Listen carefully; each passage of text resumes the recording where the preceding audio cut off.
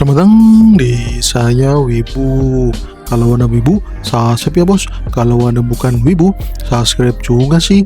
Pada intinya dukung channel ini dengan like, komen, dan subscribe. Siap bos, kembali lagi di alur cerita manhwa terbaru, yaitu Pangeran Otot. Yuji sedang membangun tentara resimen yang dikhususkan untuk bergerak dengan senapan contong. Dan sekarang tersisa 30 tentara resimen yang masih bertahan menjadi pengguna senapan contong. Dan ya, seperti apa kisah selanjutnya dari para pasukan yang dibentuk sama Yuji itu, kita langsung aja latih, capcus. Dan oke, scene pun berpindah. Saat ini di wilayah Loyang, yaitu wilayah Kekaisaran Ming, ini pelayan dari Joseon yang menemani Pangeran Yugu.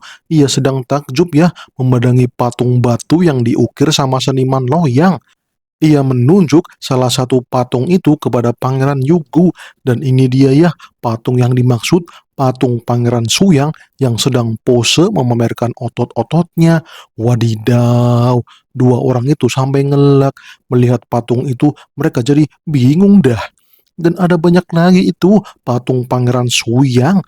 Nih orang-orang Ming, kenapa malah membuat Pangeran Yuji di situs batu Loyang? Kenapa mereka memahatnya di sini sih? Apa patung-patung ini mau dijadikan berhala? Kayaknya nggak juga dah. Ini cuman karya seni, bos.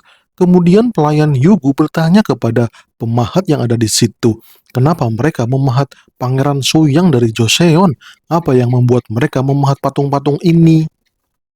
Ya, pemahat itu pun menjelaskan kalau 1 tahun yang lalu ada seseorang dengan power yang besar berada di pasar, dan orang yang berotot membanting orang besar dengan mudah.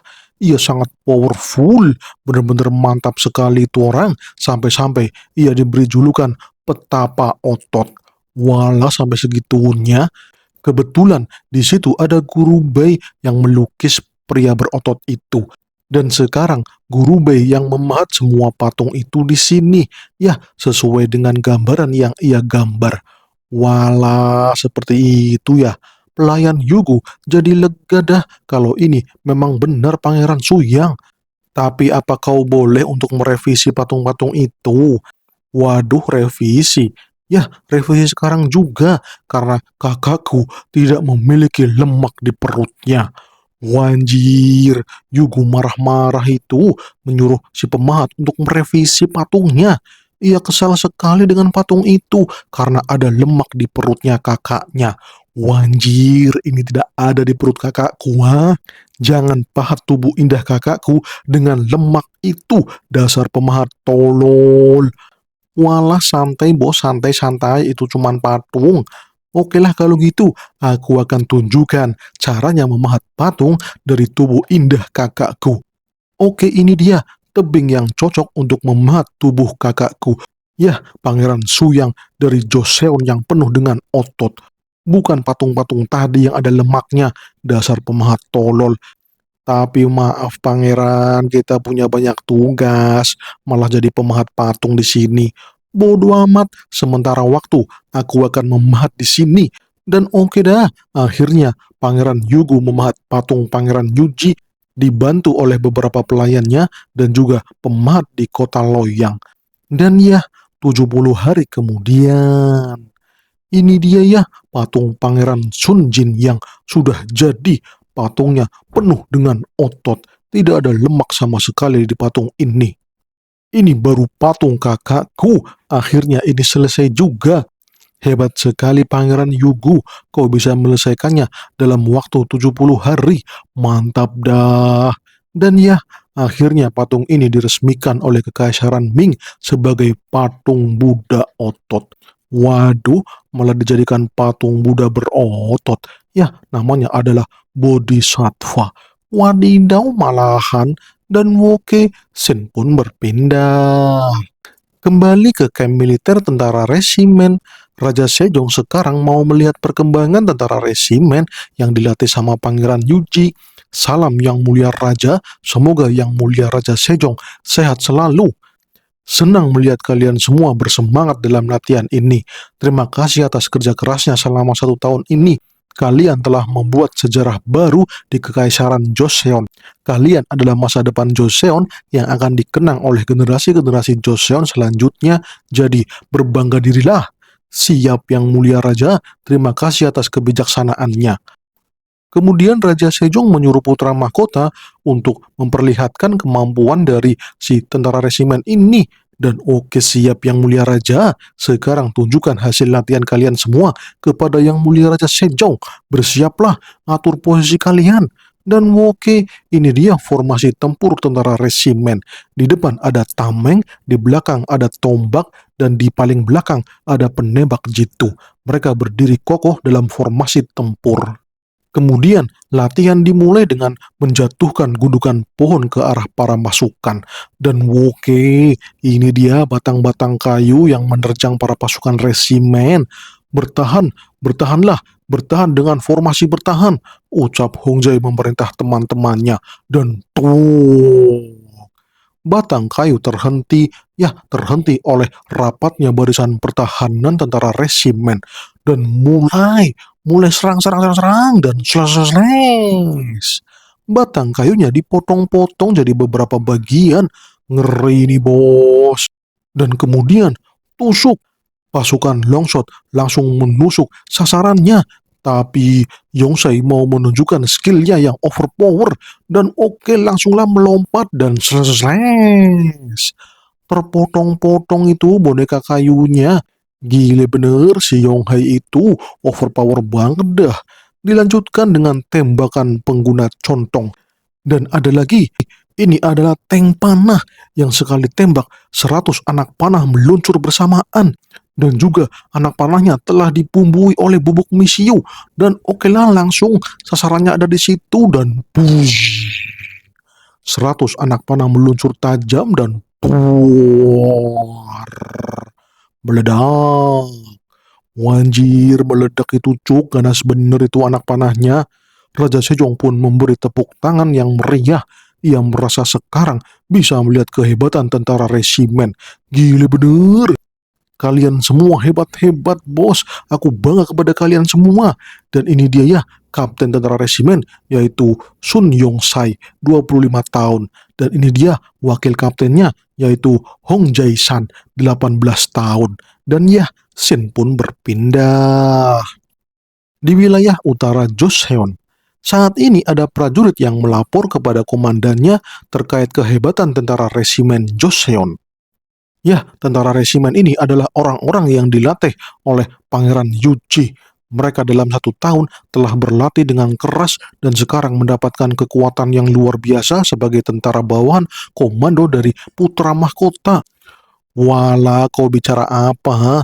Mereka itu cuma anak-anak yang sedang belajar merangkak. Di pegunungan utara ini, mereka bukan apa-apa, apalagi mereka cuma anak-anak yang sedang main-main. Mereka belum merasakan perang yang sesungguhnya. Tapi bulan ini mereka akan ke Gunung Miyuki, komandan. Kita disuruh untuk memandu mereka. Oke, siap dah, keluarkan saja Bakdolbong. Waduh, gaswat. Itu monster kenapa mau dilepas, komandan? Itu berbahaya. Ya, biarkan saja mereka merasakan bahaya itu.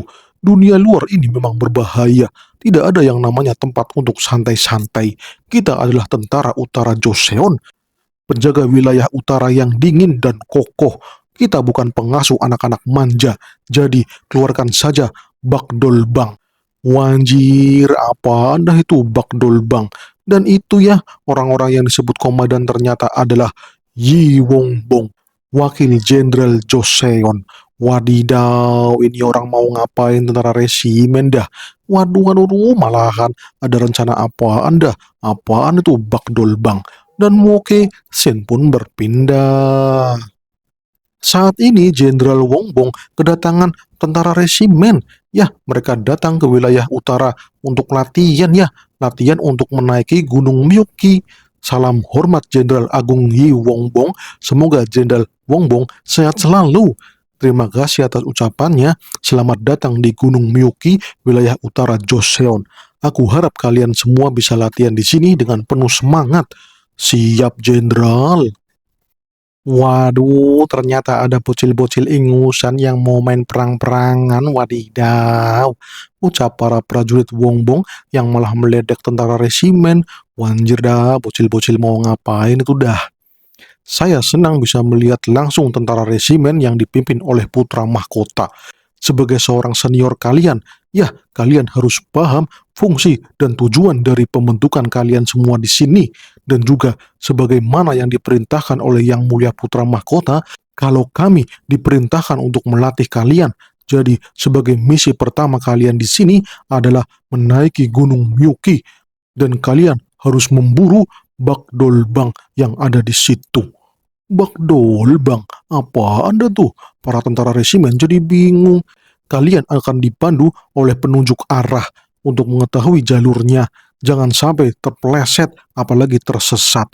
Aku harap dua kapten kalian tidak menyesatkan kalian semua. Wanjir dah malahan. Dan oke, perjalanan pun mau dimulai dan persiapan pun langsung dibuat. Ini dia ya pemandunya yang dikirim sama Jenderal Wongbong. Ia ditugaskan sebagai penunjuk arah bagi para tentara resimen. Yongsai sebagai kapten langsung memberi instruksi untuk memulai rencana pendakian Gunung Myuki. Tolong bantu kami, Tuan. Misi ini sangat penting bagi kami. Siap, Tuan Kapten. Dan oke, mulailah dijelaskan kalau Gunung Myuki itu cuacanya dingin sekali, bisa minus 10 derajat Celcius. Kalau malam hari tak bisa tambah dingin, bos. Jadi bahaya untuk pendakian yang kurang persiapan. Bisa-bisa jari-jari kalian putus satu persatu karena hipotermia. Waduh, gaswat. Apa kau meremehkan kami, Tuan? Kau cuma menunjuk arah jalannya. Tidak usah menakut-nakuti kami dengan kondisi di lapangan. Tunjukkan saja kami jalannya. Ucap Yongsai sambil menatap dengan marah. Ya aman bos, aman. Kami sebelumnya sudah menaiki Gunung Namban. Jadi kami sudah berlatih dengan keras. Jadi tolong ya bantu kami ya. Ucap Hongjai. Wanjir, dasar lemah. Ya, si Yongsai malah marah-marah. Ia tampaknya tidak suka dengan Hongjai. Tidak ada waktu untuk berbicara. Cepat ambil barang-barangmu. Kita akan berangkat sekarang juga. Oke, siap kapten. Dan ya, 30 tentara resimen langsung menggendong tasnya dan berangkat menuju Gunung Myuki. Mereka ditugaskan untuk menaiki puncak Gunung Myuki dan berburu Magdolbang. Tapi mereka semua tidak tahu apa itu Magdolbang, jadi ya adalah yang penting menaiki Gunung Myuki. Dan Woke langsung maju dipimpin sama Kapten Yong. Yang penting ada contong untuk menghadapi sesuatu yang tidak diinginkan. Ya, itu sangat penting ya, karena contong sekarang bisa diandalkan. Oke lah, gasken. Pemandu itu bertanya kepada Hongjai tentang senjata yang mereka bawa itu. Ada senapan contong dan juga ada tameng yang besar. Apa tidak berat membawa itu semua? Aman bos, aman. Tenang saja, kita baik-baik saja.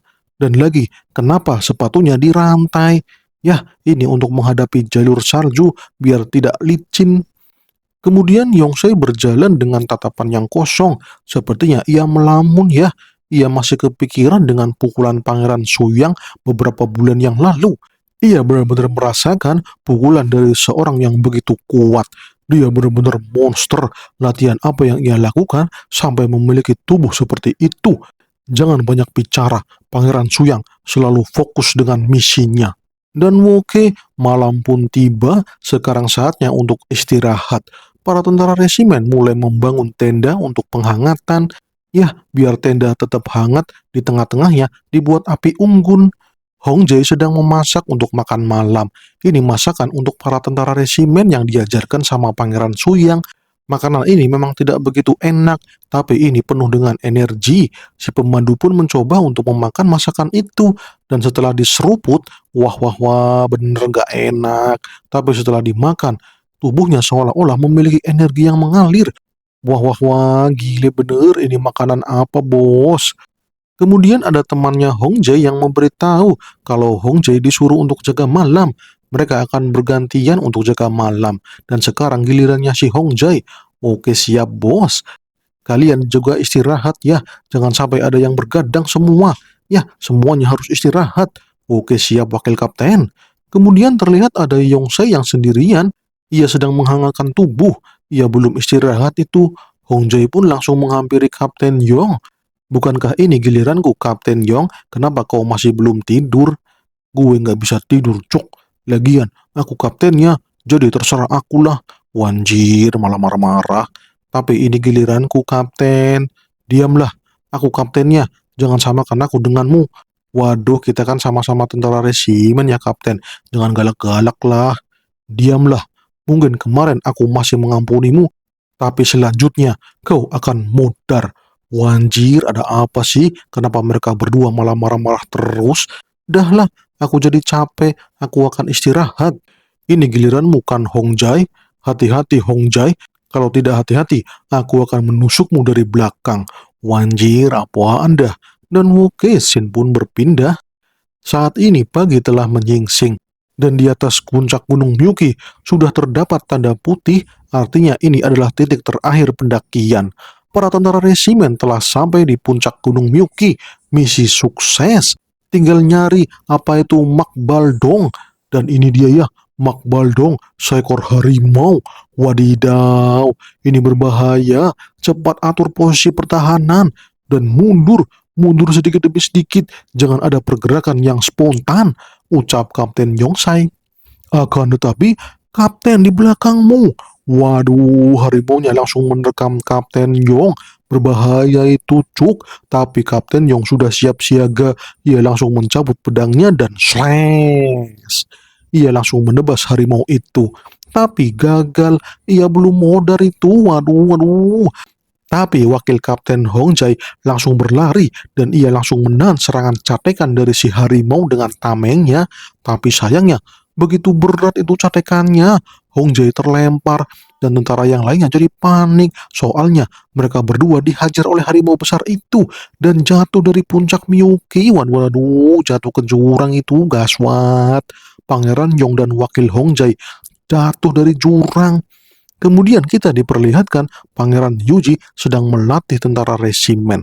Ini awal-awal tentara resimen dibentuk ya. Mereka semua disuruh Pangeran Yuji untuk foot flick, gerakan yang memutar-mutar kaki dari atas. Dan saat ini mereka sudah memutar sampai hitungan yang ke-50. Wanjir dah, capek bener. Ulangi dari awal, hitung dari 1. Waduh, malah disuruh ngulangi lagi. 1, 2, 3, 4. Dan itu dia ya, si Hong Jae pas awal-awal berlatih, kakinya sampai gemetaran saat melakukan gerakan itu. Pangeran Yuji benar-benar tanpa ampun, dia melatih dengan sangat keras sampai akhirnya hitungan ke 100. Ampun dah, udah 100 kali. Akan tetapi hanya Hong Jae yang bisa mencapai 100 kali, yang lainnya udah pada nangis itu, wadidaw.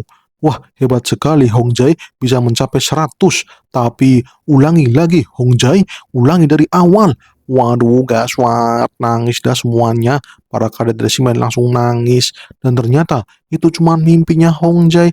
Ia cuma bermimpi ternyata itu. Waduh, waduh.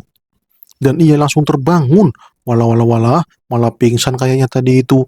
Ia bersyukur dah dirinya masih hidup, tapi ada suara hitungan juga. 110, 111, 112. Waduh, itu malah si Yongsai. Sepertinya ia mimpi hal yang sama. Kemudian Hong Jae membangunkan Yongsai. Yongsai pun bangun dari pingsannya itu. Ia kaget, di mana ini? Apa ini di neraka? Waduh, ente masih hidup, bos. Ya, syukurlah. Aku pikir aku disiksa olehmu. Kalau begitu, kita harus bergerak.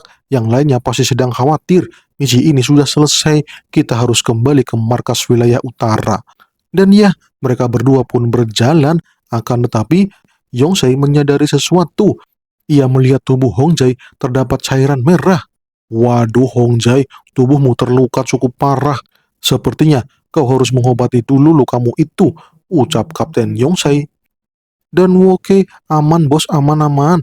Kita langsung aja berjalan kembali. Oke lah, langsung OTW kembali menuju markas utara. Tapi pergerakan Hongsai cukup pelan itu dan ia tertatih-tatih. Kau jalan dulu saja, Kapten Yongsai. Sepertinya tubuhku tidak bisa bergerak lebih cepat. Kau ngomong apa? Markas masih 10 kilo lagi dari sini. Cepatlah, aku tidak mau menggendongmu. Kau lihat saja jejak itu jejak si harimau yang mencari kita. Kita tidak bisa santai-santai. Terima kasih Yongzhai, tapi pergilah dulu, aku mau istirahat sebentar, tubuhku mulai kaku-kaku ini, nanti aku akan menyusulmu. Okelah kalau gitu, aku akan maju duluan, kau bertahanlah di sini, aku akan mencari bantuan. Dan ya, Hongjai pun ditinggal, Yongzhai pun langsung lari untuk mencari bantuan.